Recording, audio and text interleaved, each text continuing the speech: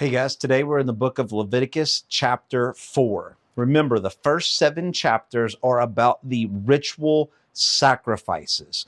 Chapter 1 was the burnt offering. Chapter 2 was the grain offering. Chapter 3 is the peace offering. And today, chapter 4 is about the sin offering. I know these are a lot, but if you just at the end, I'll try to sum them up and kind of help you understand the process of why they're doing all of this. And remember, it starts with the sacrifices, it ends with the sacrifices. So even throughout the book of Leviticus, it adds more detail onto these sacrifices. But today, with the sin sacrifice or the sin offering, it says that the Lord spoke to Moses, speak to the people of Israel, saying, if anyone sins unintentionally, if any of the Lord's commandments about things not to be done and does any one of them. So let's get our mind here exactly kind of what the intention here. When it says sins unintentionally, okay, this doesn't mean that it was just an accidental sin, any accidental sin. It's a place in between of an accidental sin and a sin of intentional or premeditated sin. The word here, unintentional, is actually the Hebrew word shegaga, and it means to be one. It means to wander or to be lost. Kind of the idea that it has this kind of frame around it that says a person who's living a holy life but kind of got off the path, right? Nobody intends to be lost, but when you find that you are lost, you're lost.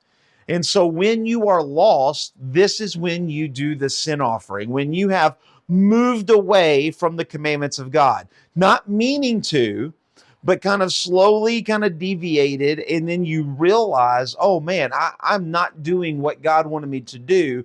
Then you would do this sin offering.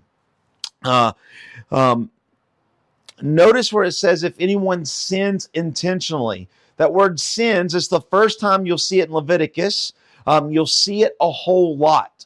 But the word sin in Hebrew is the simple word kahata. In the Greek, it's harmata. And it's the idea means to miss the mark. Hey, I'm going to this part, but I'm slightly off. I did not hit my intended go. So when we sin, we miss perfection. We miss godliness. We miss holiness, right?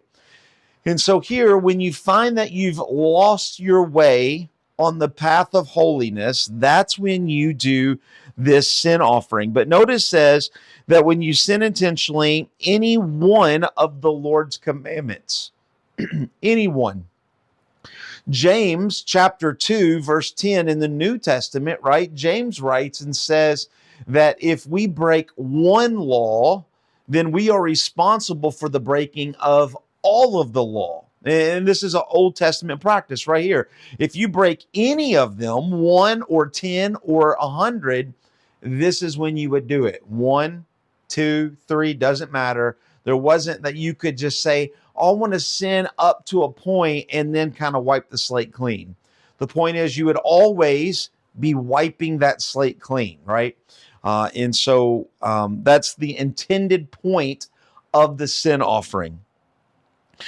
To help you better understand chapter 5, and it kind of even goes into 6, or chapter 4, it goes into chapter 5, 6, and even 7. Chapter 4 is broken into several sections. They're all about the sin offering, but it's the sin offering for specific people. So when you're reading, we would say verses 3 through verses 12 is the sin offering for the high priest, right? Remember, the one man who is kind of the go-between of God and mankind. He kind of is like God in flesh, is kind of what the high priest was. And so starting in verse 3, this is what you would do if you were the high priest and you caught yourself lost from the path of holiness, right? It is the anointed priest or the high priest who sins, thus bringing guilt on all the people. Notice that when the high priest sins, he brings sin onto all of the people, all of Israel. He is the leader. He's the stand between God and Israel. We see many times, especially in the New Testament, but we also see it several times in the Old Testament, that leaders, God's leaders, are judged more harshly. A pastor is judged more harshly than somebody who's not a pastor because I am a leader. And it's depending on how I lead people. I could lead people into sin or I could lead them away from sin. So, because of that, God has gifted me and given me the calling to help lead his people, but to keep a an idea, to keep a status about that, I will be judged harsher, right? I will have to stand before God before not just my life and not just my family's life, but my church's life and what I have said from the pulpit and what I teach and how I lead. And so the high priest has to do more than anybody else in chapter 5. Okay, or I'm sorry, in chapter 4 or in chapter 5, right? So he's kind of the guy.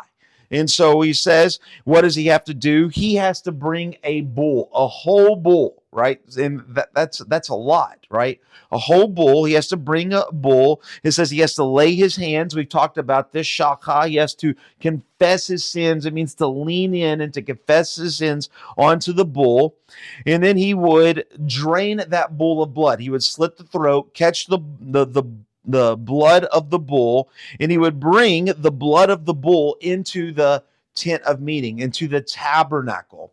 And he brings this bowl of blood in, and he dips his finger in it, and he sprinkles part of the blood 7 times before the Lord in front of the veil of the sanctuary. So he walks into the tabernacle and all the way up into the veil that separates the Holy of Holies from the holy place. He sprinkles 7 drops of blood or 7 flings of blood because sin stands between him and God, the same as sin stands between us and God. But he goes on, he says that the priest shall put some blood on the horns of the altar of the fragrance of incense. Remember, there's a little table of incense. It's just 18 by 18 by like 3 foot tall. Then there's incense, and it's always smoking, and it's to symbolize the prayers of the people going up to God. And he has to put some blood on that because sin comes between our prayers and God, right? So sin comes between us and God. Sin comes between us and our prayers, right? And then he takes the rest of the blood back out of the tabernacle, out of the actual tent, and he splashes it on the altar of the burnt altar. So the altar on the outside, the big altar, 7 foot by 7 foot, where they would put all the meat and they would burn it all. So he splashes all the blood on there. Verse 8, and all of the fat, which is the best part of the animal, right? We talked about that yesterday, is to be removed, and they're going to burn all of the fat. But notice verse 11, but the skin of the bull and all its flesh, which means all of the meat, its head, its legs, its entrails, and its dung, what was inside of the intestines and the stomach, all of that he has to carry outside of the camp to a clean place, to an ash heap, and shall burn it up on a fire of the wood. It's the whole idea that the best of the bull gets burnt up to God. The rest of the bull, including all of the meat that could be eaten, is burnt outside of the tabernacle, and it is burnt up to God. And it's a picture to show that the sin of the animal has been removed. The sin of the high priest has been removed outside of God's presence, so the high priest is clean. So if you got that kind of picture, Moses is just now writing using that picture of the high priest, kind of the most things that you have to do in a sin offering. And now it becomes less and less depending on who you are. Starting in verse 13, it's the sin offering for the wholeness of Israel, all the people of Israel. It says the whole congregation of Israel. If all of Israel sins, they do something, they don't listen to God, they find themselves lost on the path of holiness, which they do quite often, right? This is what all of Israel has to do. And basically, to sum it up, they do everything pretty much a high priest does. A high priest has to sacrifice one bull for one high priest. All of Israel has to sacrifice one bull for all of Israel, for all 2 million plus of Israel, right? So you can see the high priest has to do a lot. Israel, they just have to find one bull among them and they will sacrifice a bull. But instead of the high priest, notice verse 15, the elders of the congregation. Israel would have been in tribes, they'd have been in people groups, and they would have had people leading among them. Moses picked those at Sinai, and the leaders would have come and would have prayed their sins onto the bull, and they do this. And notice verse 20. It's a great verse. And the priest shall make atonement for them, and they shall be forgiven. Blessed assurance, right? Here's assurance God gives them. If Israel does this, then God will forgive their sins. Starting in verse 22, it's the sin offering for a ruler, or we would say in our language, a king, right? A king. So we've had the high priest, we've had the whole body of Israel, but now a king. In our ESV, it says a leader. Now, this could have been a political leader. This could have been somebody who is leading, but it's come to known as a king. What's interesting is Israel doesn't have a king yet. They're not going to have a king for a while, right? But this could have been Moses. This could have been Joshua. This could have been Caleb. This could have been a leader of a certain tribe. So it's not just a king, it is a leader, but it will come to be a king. And that's how most Jewish rabbis would read it today, that a king. So King David, King Solomon, Hezekiah, they all did this, right? So when a leader sins unintentionally, when they find themselves off the path, lost of the path of holiness, notice this, he realizes his guilt, or the sin which he has committed is made known to him, right? We've got to know that we sin in order to be apologetic of that sin, right? We've got to know that we sin to confess that sin. But what's interesting, and I had to look this up because none of my commentaries say this, but this is now just Pastor Sean as I read this. This opens up something for the future, right? A king, a leader, never thinks that he does wrong, right? Because he's the king. In the Old Testament, how do godly kings or ungodly kings, how do they find out that they're not doing the right thing, that they are lost off the path of holiness? It was almost always a priest or a prophet. Think about that. God is setting here in Leviticus, there's no prophets yet, okay? Priests really aren't quite a thing yet, right? They're a group of people who work in a tabernacle, but they're not what they're going to be later in the Old Testament as we continue to read. So here, hundreds of years before it happens, God opens up the door for a sin offering for something that is to come. When a king is leaning and he doesn't know that he does it wrong, because nobody will tell a king that he's doing wrong, God would have to send a prophet. God would have to send a priest to tell that king that they're wrong. And it was only because God told them that they would actually go and do that, right? And so it's just something that I was reading that caught my eye. I was like, wow, God was before his time. God knew what was going to happen, and he still made a way for that to happen. But when a king, we think a king is big, but in God's eyes, king is not that big. It's not that important. Notice it says that he shall bring a goat, a male without blemish. A high priest would bring a full bull. All of Israel would bring one bull, and here a king would just bring a goat. This shows us in the eyes of God where a king is at.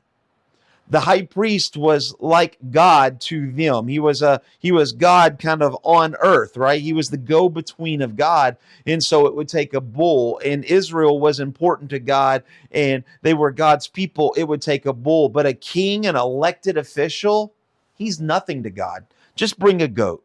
Just bring a goat.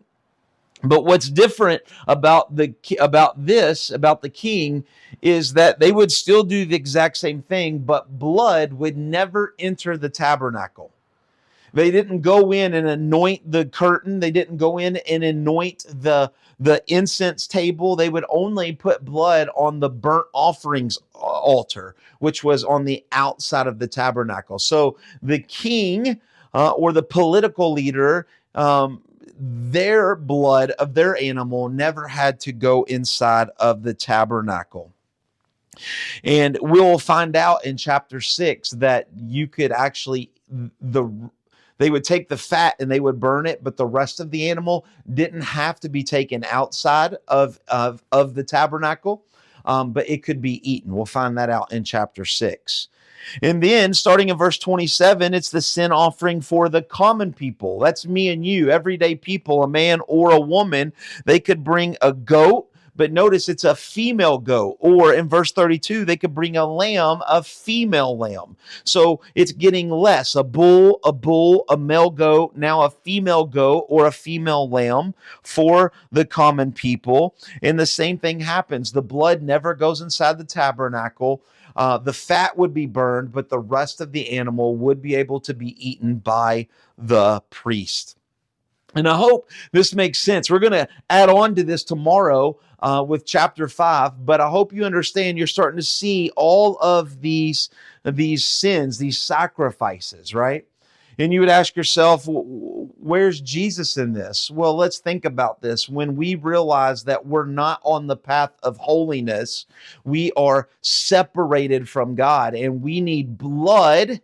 We need blood. We need a sacrifice to bring us back to that path of holiness. It is through the blood of Jesus Christ that we are able to restore that relationship that God first had with man all the way back in Genesis chapter 3. It is only through the blood of the perfect sacrifice that we can be brought back in to relationship with God, and that is Jesus. I hope that makes sense. We'll see you tomorrow in chapter 5. God bless.